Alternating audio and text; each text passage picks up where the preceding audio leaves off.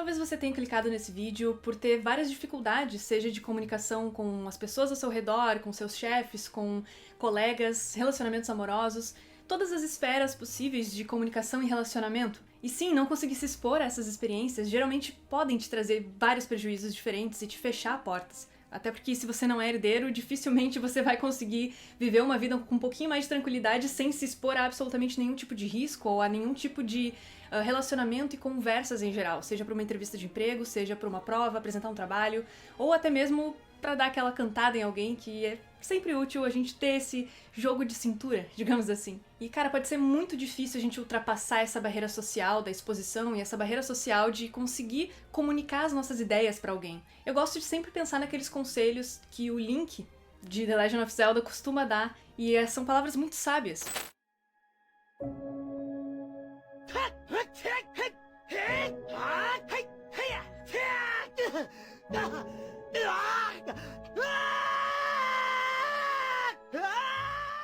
Brincadeiras à parte, eu sou Elisa Guerra, psicóloga, eu trabalho com psicologia baseada em evidência, terapia cognitivo-comportamental, onde a gente tem diversas estratégias diferentes para lidar com fobias, com ansiedade social e com diversos outros problemas sociais que a comunicação pode ter. E além dessas minhas especializações, eu também tenho uma skin aí no meu passado que já me prejudicou muito por causa disso. Mas enfim, esse problema já me travou muitas vezes, afinal eu vim de uma família mais humilde, eu era bolsista na faculdade, então eu precisei ter a cara de me expor em certas situações para que eu pudesse também me destacar um pouco na minha área. E eu tinha muitas ideias, eu ainda tenho muitas ideias, eu sou uma pessoa que gosta de pensar um pouco mais fora da caixa, o canal é um exemplo disso, e o canal foi uma coisa que eu tinha na cabeça desde 2017, eu só consegui realmente colocar em prática em 2020, para vocês verem a dificuldade que eu tinha em realmente me expor a novas situações ou a me expor em algo social. E todos nós temos ideias, todos nós temos coisas que nós gostaríamos de fazer, independente da área, independente do formato, se é com comunicação ou se é com algo que não precise necessariamente de comunicação, mas que a comunicação te ajudaria muito nisso. Todos nós temos esse tipo de projeto que muitas vezes a gente deixa engavetado por esse medo de exposição e essa falta de repertório. E o que a psicologia baseada em evidência, o que os estudos mais atualizados dessa área podem nos ajudar com ferramentas. Então eu separei aí uma série de ferramentas da qual você vai poder acompanhar ao longo desse vídeo e que você pode já imediatamente começar a utilizar na sua vida. É gradual, afinal a gente não consegue fazer assim e tirar a nossa ansiedade social, infelizmente, é um processo contínuo, mas o caminho, as coisas que você pode fazer para melhorar isso já existem e é só você conseguir aí implementar conforme a sua realidade. Então vou tentar deixar isso um pouco mais amplo, um escopo mais amplo, para você poder pegar a sua vida, pegar os seus problemas e transpor para essa explicação. Então tenta sempre que eu tô trazendo, visualizar como que isso poderia ser aplicado na minha vida. Porque é assim, materializando e tornando mais real, que as coisas ficam mais fáceis de ser aplicadas. Bom, primeiramente, nós somos seres sociais. Nós crescemos e nos evoluímos quanto espécie a partir de grupos. Afinal, era muito mais fácil a gente se dividir entre vários. Um caçava, outro cuidava do lugar, outro procurava novos lugares para explorar, outro catalogava plantas, outro cuidava dos animais, outro fazia agricultura. A sociedade em si se estrutura a partir de um modelo onde a gente precisa do outro para sobreviver. Hoje em dia, por mais que a gente não tenha tanta necessidade assim de sobrevivência em bando, porque afinal a gente pode pegar, abrir o celular e pedir nossa caça pelo aplicativo, e até seja comida, seja relacionamento, tudo isso a gente consegue na palma da mão do celular sem precisar sair do quarto, mas evolutivamente falando, nós somos seres sociais. E por isso que às vezes a aprovação do outro, por isso que querer ser aceito é algo que mexe tanto com a gente. Afinal, por muitos e muitos milhares de anos, isso foi um fator que determinou a nossa sobrevivência quanto indivíduo. Se você era isolado de um grupo social antigamente, isso poderia significar que você iria facilmente ir pra vala, né? Então várias coisinhas assim da nossa sobrevivência, do nosso desenvolvimento quanto espécie ficaram como se fossem software instalados na nossa cabeça e que nos fazem agir mesmo a gente não estando mais nas mesmas condições ambientais de sempre. E aí entra um ponto bem interessante, que é a diferença entre timidez e introversão. Quem é muito tímido geralmente tem uma certa ansiedade, uma fobia, uma sensação de medo constante por essa exposição, ou por essa possível rejeição. Por sermos seres sociais, a não exposição pode falar sobre o medo da rejeição. Então, a timidez é geralmente esse fator mais pavoroso ligado a isso. Já a introversão, ela não necessariamente é um medo, ela só diz que você tem talvez uma bateria social mais baixa. Você não fica ansioso, você não fica agoniado por precisar se expor a alguma experiência, mas, porém, todavia, entretanto, você é uma pessoa que prefere ficar mais na sua, mais em silêncio, e isso não te traz prejuízos sociais. Se te traz prejuízos, é um problema. Se não te traz, talvez seja apenas introversão. Eu sou uma pessoa muito introvertida, então eu trabalho bastante com eventos, às vezes eu vou em evento, quando eu volto pra casa eu fico assim, ó... porque eu sinto que eu esgotei toda a minha bateria social. Mas quem olha de fora não percebe. Às vezes as pessoas acham justamente que eu sou muito extrovertida por fato dos vídeos, afinal aqui eu tô só com a câmera, então pra mim tá sendo suave. E eu demorei muito tempo pra entender também onde é que era o meu limiar de timidez e de introversão, e como eu poderia dosar isso pra que eu não me privasse de fazer as minhas ideias, de fazer as coisas que eu amo fazer, como ir em eventos, como falar sobre as coisas que eu gosto, vinculando a psicologia. E entender esse limiar pode ser muito importante pra você como primeira dica. A sua dificuldade social, ela tá vindo desse pavor da timidez ou ela tá vindo de você realmente ser mais introvertido e precisar de formas de lidar com isso? Eu não me considero uma pessoa tímida, nem um pouco tímida, mas eu sou uma pessoa introvertida. E aí o próximo ponto que a gente precisa tá ligado depois de definir essa linha tênue é o modelo cognitivo. No último vídeo de 5 hábitos que você precisa eliminar, eu expliquei o que era o modelo cognitivo de acordo com a terapia cognitivo-comportamental, que é o nosso padrão de funcionamento. Fazendo assim, ó, um speedrun sobre isso pra eu não perder muito tempo, afinal tem um vídeo inteiro sobre isso, eu não vou ficar enchendo linguiça aqui, mas só pra você ter uma base aí do que é. O modelo cognitivo fala basicamente sobre as nossas crenças, as coisas que a gente vai aprendendo ao longo da vida e criando várias camadas sedimentares aí de conhecimento. Então, uma pessoa que cresceu ouvindo que era burra, logo ela vai olhar pro mundo e olhar pra si mesma com essa sensação iminente de que ela é burra, ou que ela vai falhar, ou que ela não vai conseguir, a partir das experiências que ela teve desde pequena, quando ela estava montando a sua visão de mundo. E isso vai determinar a forma com que ela vai responder às situações. A forma com que ela vai responder às situações, então, determinada por isso, logo pode ser um padrão de evitação, por exemplo, por medo do fracasso, por medo do desamor, por medo de algo que o passado dela diz que pode se repetir. Então, lembra que a gente é ser social e a gente aprende com as coisas que a gente observa? Então, se a gente observa que a gente não é bom em tal coisa, ou se a gente observa que a gente fracassa em alguma área, provavelmente a gente pode acreditar nisso e perpetuar esse comportamento evitando se expor. Então, alguém que quer muito se relacionar com alguém, gosta de uma pessoa, mas não vai falar com ela porque acha que vai fracassar, logo não tem nenhum tipo de repertório sobre esse comportamento, então ela perpetua a ideia de que é um fracasso porque não foi falar com a pessoa, senão seria rejeitada, então logo isso vira um ciclo se repetindo, repetindo, repetindo. Você não se expõe à experiência, logo acredita que aquela sua crença era verdade, afinal nada resultou, afinal você não teve a exposição e assim por diante. Para identificar que tipo de modelo cognitivo você tem, que pode ser um de desvalor, de não acreditar no seu próprio valor, ou de desamor, que é acreditar que não merece ser amado, e diversas outras coisas que a gente vai aprendendo ao longo da vida e reproduzindo nas nossas ações, a gente tem um exercício muito legal chamado de RPD, Registro de Pensamento Disfuncional, que você pode fazer sozinho em casa, como se fosse um catálogo ali do situação, pensamento e emoção. Eu explico tudo isso naquele vídeo ali, então eu tô sendo bem rápida e sucinta para dizer que identificar os seus modelos cognitivos é muito importante para você entender também quais comportamentos você tá evitando. Isso nos leva para o fato de que todos nós precisamos do que a gente chama de repertório comportamental. Aqui que vem o brilho da coisa. A terapia cognitivo-comportamental ela é considerada o padrão ouro, ou seja, o que mais funciona por evidência científica para fobias, como por exemplo fobia social ou fobia de alguma coisa em específico. E para tratar esse tipo de situação, a gente utiliza um mecanismo chamado de terapia de exposição. E o que é isso? É basicamente a gente pegar o problema, que muitas vezes na nossa cabeça é um monstro sem solução, e ir desmembrando esse problema em pequenas outras coisinhas que a gente pode aos poucos ir se expondo. E conforme a gente vai se expondo aos pouquinhos nesse monstro, a gente vai percebendo que talvez o monstro não é tão grande assim quanto a gente achava. A gente só estava olhando ele pela lente das nossas crenças, lá do modelo cognitivo. Então agora eu vou transpor isso pro problema social, como se fosse uma fobia social, mas você pode trocar isso para qual é o seu problema, substituindo aí na sua própria cabeça para que isso faça sentido para você também. Então vamos ver alguém que precisa apresentar um trabalho ou fazer uma entrevista de emprego, mas não se considera preparado, não se considera com valor, ou seja, o modelo cognitivo daquela pessoa é um modelo de desvalor, porque ela viveu em um ambiente que falava para ela que ela não tinha valor, que ela não ia conseguir, que ela era burra, então ela evita se expor às situações. E aconteceu isso, ela precisa passar por um evento onde ela vai precisar falar, ou ela vai precisar se expressar e expressar suas ideias. Só que para falar nesse evento canônico, a pessoa não se sente preparada. Como a gente prepara ela em terapia para isso? A gente volta e começa a fazer pequenas coisas e aumenta gradualmente. Então, fazer uma apresentação na frente de uma turma inteira sobre o seu projeto pode parecer pavoroso, afinal você vai estar sendo avaliado, vai ter várias pessoas olhando, você não sabe o que aquelas pessoas estão pensando de você e você já acredita que é um fracasso. Então, tudo que você achar no ambiente, você vai automaticamente absorver pra você para que você acredite na verdade da sua cabeça de que você é um fracasso. Então, você vai procurar evidências disso no ambiente. Para evitar isso, a gente começa lá do início.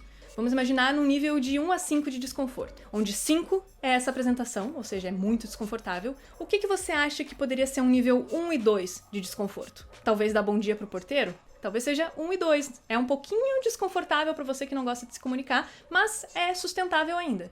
Então você vai lá, durante a semana, faz esse exercício. Quando você consegue fazer diversas coisas que são do nível 1 e 2 de desconforto pra você, e isso só você vai saber nomear esses números, você passa pra algum nível de 3 de desconforto. 3 já é algo considerado teoricamente desconfortável. Então você vai reproduzindo isso. Poderia ser ir num mercado, poderia ser pedir uma informação pra alguém, ou poderia ser pedir um feedback pra alguém sobre alguma coisa que você fez. Tudo isso poderia ser considerado um nível 3 de desconforto para essa pessoa que a gente tá imaginando. Fazer diversas atividades e coisas que vão te deixando mais próximo desse desconforto do 5 faz o 5 diminuir. Por quê? Porque você vai perceber que você sobreviveu ao nível 1, ao nível 2, ao nível 3 e ao 4 de desconforto, logo você tem o repertório comportamental para também dar conta do nível 5. Você tem que, como se fosse uma escadinha, como se fosse um personagem de RPG. Ele não vai se desenvolver direto a sua última habilidade, que é a habilidade master maior de apresentar aquilo.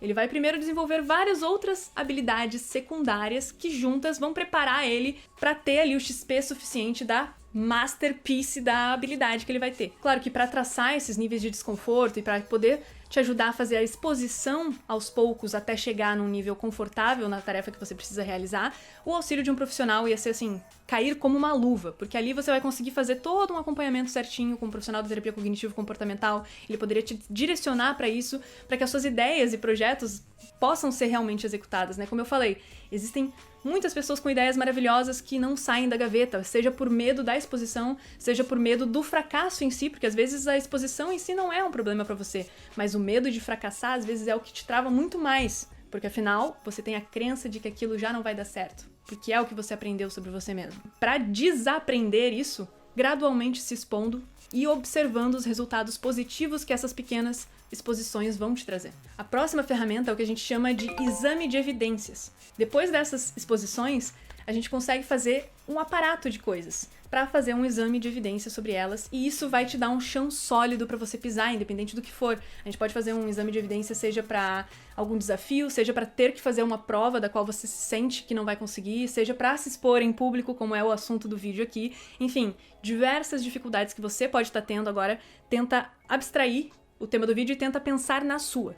Que aí eu vou te ensinar a fazer o exame de evidências como a gente ensina durante a terapia cognitivo-comportamental. Dando um exemplo mais claro, logo no início do canal, assim, quando o canal começou a engatinhar e a dar certo, eu gravava sozinha dentro do meu quarto e sem nenhuma preocupação, afinal tava só eu e a câmera, eu me sentia um pouco mais confortável. Mas, gradualmente, coisas foram acontecendo, no sentido de que a gente recebeu um convite muito legal do Rogério Vilela, do Inteligência LTDA podcast, lá no início do canal. Eu não tinha ido na minha vida inteira em nenhum podcast. E como uma boa introvertida que sou, isso começou a me dar transpiração. Eu pensei, eu não posso perder essa oportunidade, porque eu gosto muito do programa do Vilela, eu já acompanhava o Vilela antes, é uma baita oportunidade de mostrar as minhas ideias, mostrar o canal, mostrar o potencial que esse ambiente aqui que a gente tá tentando criar tem. Mas eu não posso fazer isso, porque eu tenho medo, eu não vou conseguir, na hora vai me dar um branco, eu comecei a entrar em desespero, eu aceitei o convite do Vilela e eu tava assim, ó, catatônica de tanta ansiedade. Mas aí me veio o highlight que sempre me vem. Eu sou psicóloga.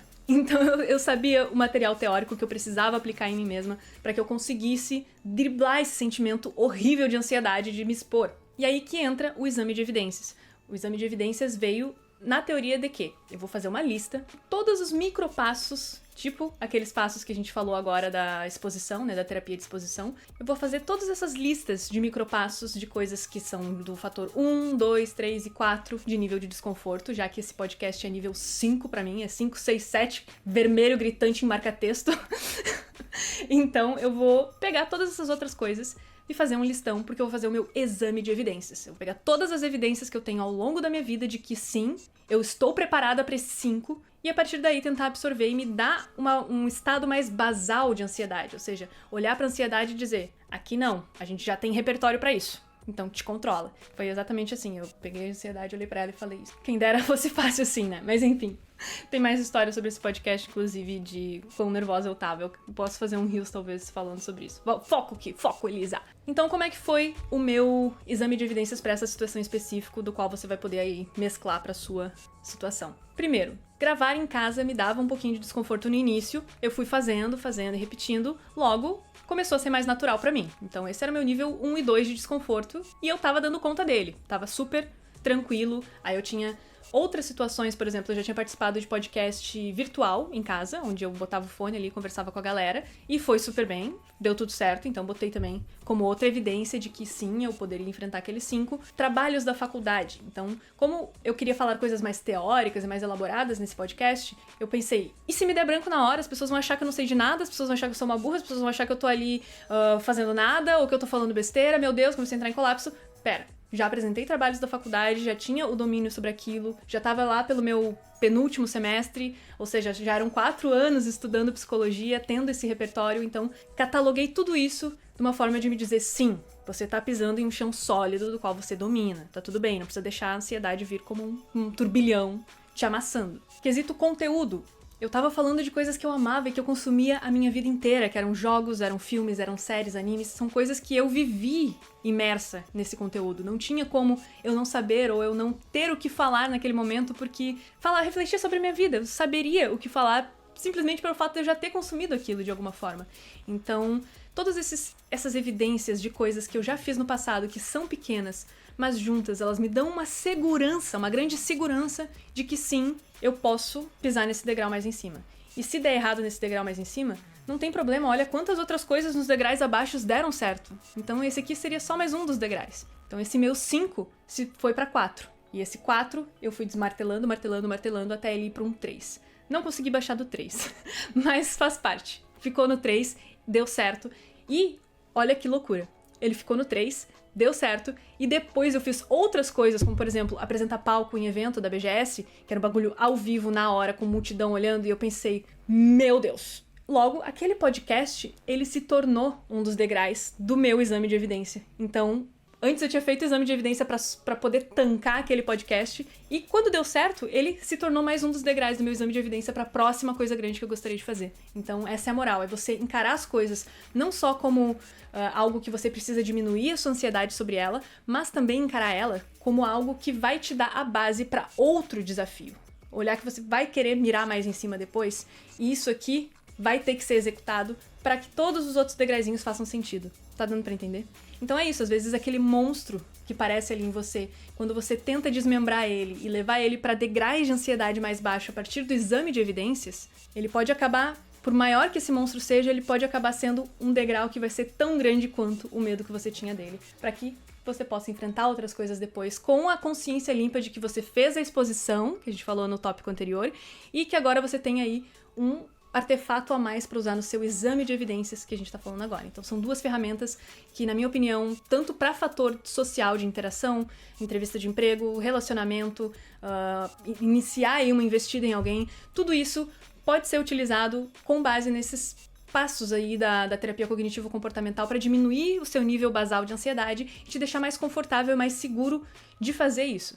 Então é muito importante que você assista também o vídeo do modelo cognitivo, sem querer ficar te dando aí um looping de conteúdo infinito, mas é que o de modelo cognitivo pra mim é um vídeo muito importante, porque as primeiras sessões da terapia cognitivo-comportamental explicando o modelo cognitivo pro paciente, de que cada um tem o seu padrão de funcionamento que foi baseado na sua vida, na sua existência, e esses padrões de funcionamento precisam ser identificados para que você possa fazer essa exposição. Fazendo essa exposição, você aprende. Aprendendo, você vai subir esses degraizinhos. Então, é fascinante porque a gente vê que as coisas não são isoladas. Às vezes esse seu problema social de falar com alguém é o que te empata para apresentar um trabalho. E o que te empata para apresentar o trabalho, às vezes, é o que te empata para dizer pra pessoa que você gosta, que você realmente gosta dela. Então, às vezes, parecem coisas isoladas em lugares diferentes e você se sente um fracasso completo por estar falhando em várias áreas, quando, na verdade, tá na mesma escada. Tá tudo no mesmo elo da mesma corrente. E fazendo esse exame de evidências para identificar todos esses padrões bonitinhos e deixar eles no seu devido degrau de ansiedade e tentar sempre